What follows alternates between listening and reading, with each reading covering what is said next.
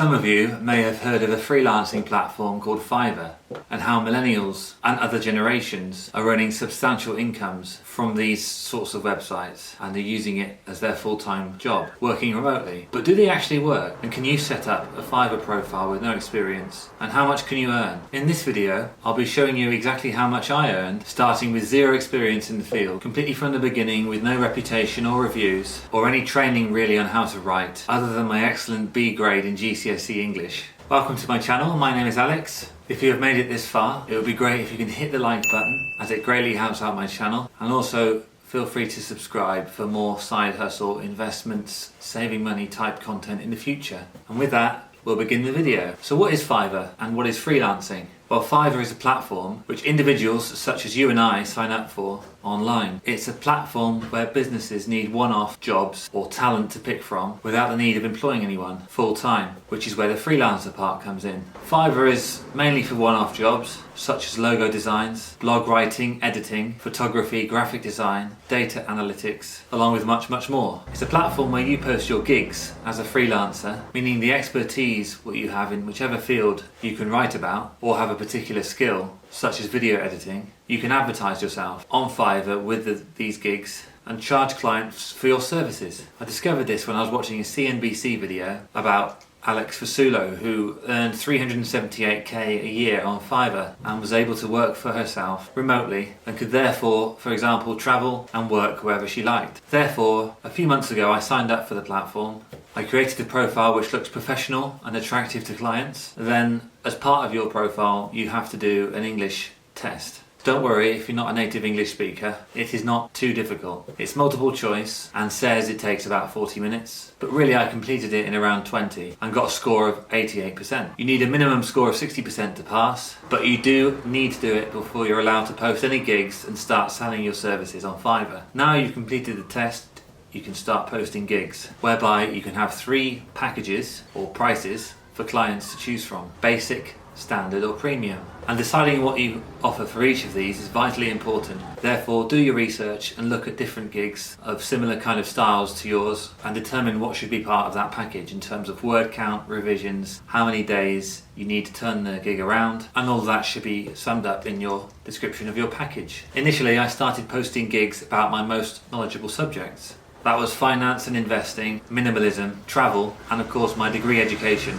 which is automotive engineering. Now, after using the platform for a few weeks, let's talk about how I got the ground running and how many orders and gigs came through. Initially, it took some time to get my first order, but impressions started gaining traction. And after a few optimizations on my gigs and the way I advertised them, I had received a message for my first order. I had a gig which offered blog posts and writing for an e-car website, and I received a message from a client wanting content writing for their car enthusiasts website. We exchanged messages back and forth, and they clicked through and ordered through my gig. Then as soon as this happens and the seller entered their requirements, which is of course you need to include as part of your gig questions for any potential clients, as soon as this happens the timer starts. It is something that is important as a freelancer, as when you post a gig, anytime you can be contacted from anywhere around the world. Then you have to of course turn things around quickly and produce content almost really out of thin air to please your clients and produce great material. From the same client now, I've had repeat business.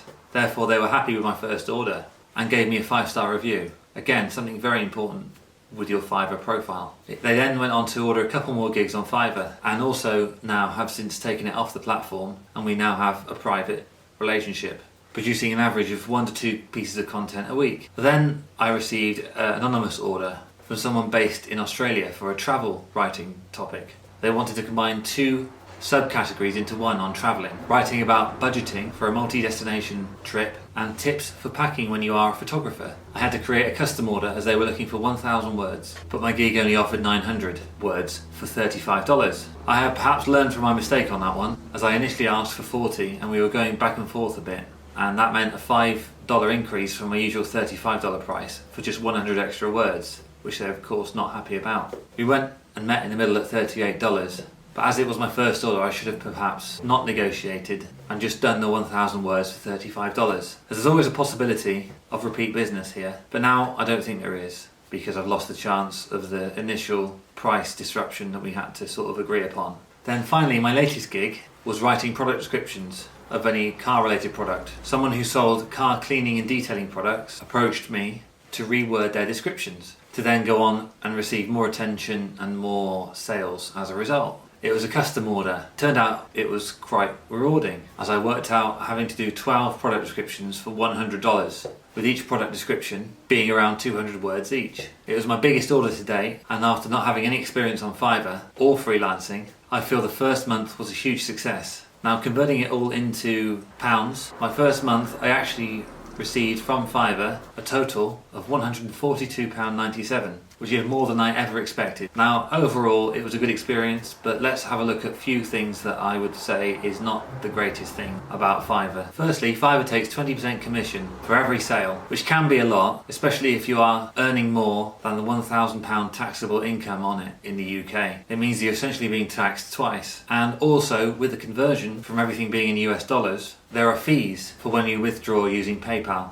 which seems to be the only real major option that's easy enough to have one click and set up. Again, meaning you'll lose another few percent from an hourly wage, which is perhaps less than you would have, of course, if you did it offline and you had your own private clients. Secondly, it's not too clear on what I need to do to improve and get more clients. The impressions feature look good on your analytics. When you see 100 people have seen your gigs impressions, but only a low percentage actually click, and even fewer people than that actually order from you. Therefore, I feel you would really need to have to stand out from the crowd and have an exceptional profile and exceptional feedback and reviews. Thirdly, of course, doing this on top of a full-time job means you have to be a very quick learner and a lot of hours out of your day, sacrificing your evenings and weekends to fulfill orders. But I do enjoy writing about the subjects I'm interested in, and it's very simple for you to set up your own profile and do it yourself. Therefore, it's important to enjoy it and not do it for the money at the start, and not being too worried about the content for the client, as they perhaps can offer you more in detailed feedback, and also you can offer extra revisions to get you up and running and understanding what the client wants. Overall, I'd say Fiverr is an excellent side hustle to earn extra income, and if you do your proper research on the pricing